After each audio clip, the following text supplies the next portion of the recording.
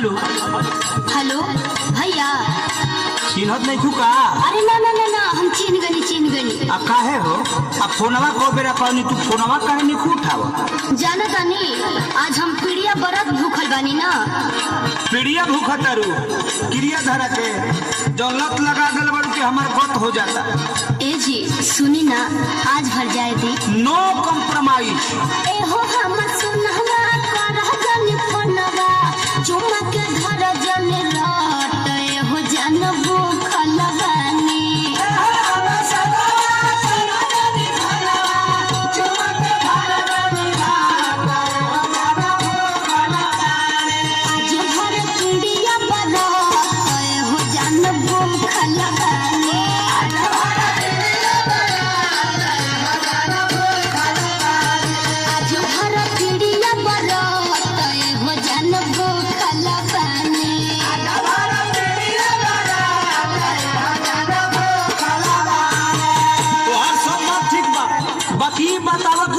Phone काहे तू नहीं उठावत? सुनो तनी खीर बनावत रहनी है ना। खीर बनावत तारू तू हमार दिल चीर के। पहले सुनो का कहतनी बोली। फोनवा धरैनी भइल कते चैनी कोने से बाली अफरात तू ही धरौले हो बारू। फोनवा धरैनी भइल कते चैनी कोने से बाली अफरात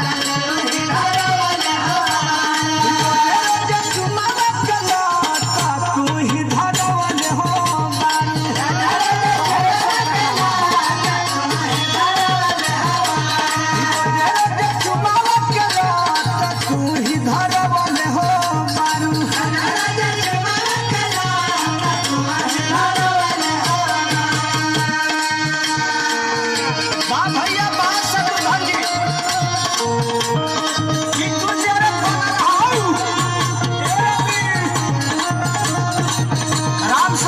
शिकायत कराए पर बंधन हो।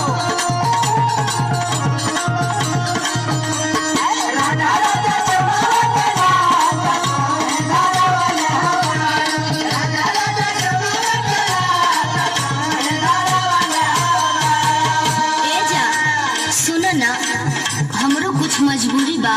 ना ना ना ना तोहार मजबूरी हो तो हमरो जरूरी है। अरे मान जाइए ना प्लीज गुस्सा थूक दीजिए और खा लीजिए। खाए हम तोरा के खोर खोर के खाए खाली भेटा जो हमरा के। आधा सुई तो हेल गई तनी मनी और मन मना ले। जानू आज भर मन के मना लन हो।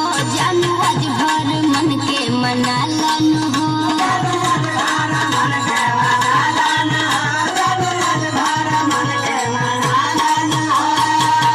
देखिए ज्यादा आप रुलाइएगा तो हम खाना वाना नहीं खाएंगे। का कहतरू? अरे ना ना ना पगली हम मान गए खाना भी खा लेंगे मगर तू हो खाना खा ली। हम खा लेंगे तू जान खाना ना हो। हम खा लेंगे तू जान खाना ना हो। हम खा लेंगे तू जान खाना ना हो। हम खा लेंगे तू जान खाना ना हो। कितना मानते हो? अच्छा बताओ सोना तहर मुंह काहे सुखल बा? तू बड़ू भूखल हम बने सुखल जान गिरनी के करवाट तू ही धरवाले हो बारू। तईने हम बानी ना। तू बड़ू भूखल हम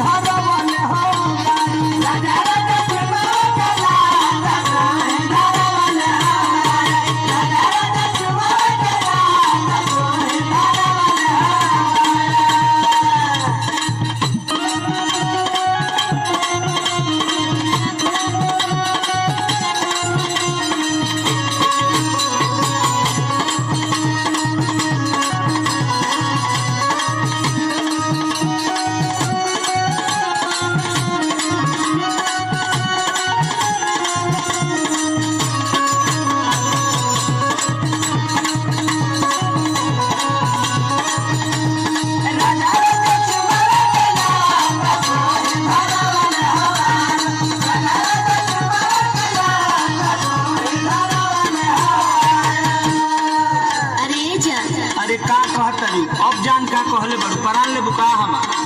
अरे ई पीड़िया भैया खातिर भूखल बानी ना। तो भैया खातिर भूखल बनी जानते नहीं, हमरा खातिर कुछ ना। अरे रउआ खातिर चौथ भूखब। अब पराने निकली तो भूख के का करबे रे पगली। अरे ऐसा मत बोली, कल सवेरे घाटवा पे आई ना, वही जब मिलल जाई। कृष्ण बेदर्दी प्रमोद राजन हो, कृष्ण बेदर्दी प्रमोद राजन हो।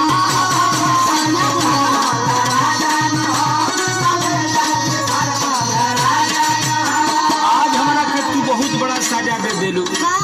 अब साहस बाना हमरा। अब रउआ ऐसा बात करेनी, अब तक खत्म हो गई, सुबह मिल ही के बाद। आज दे देलू घन घर सहजान हो, आज दे देलू घन घर सहजान हो।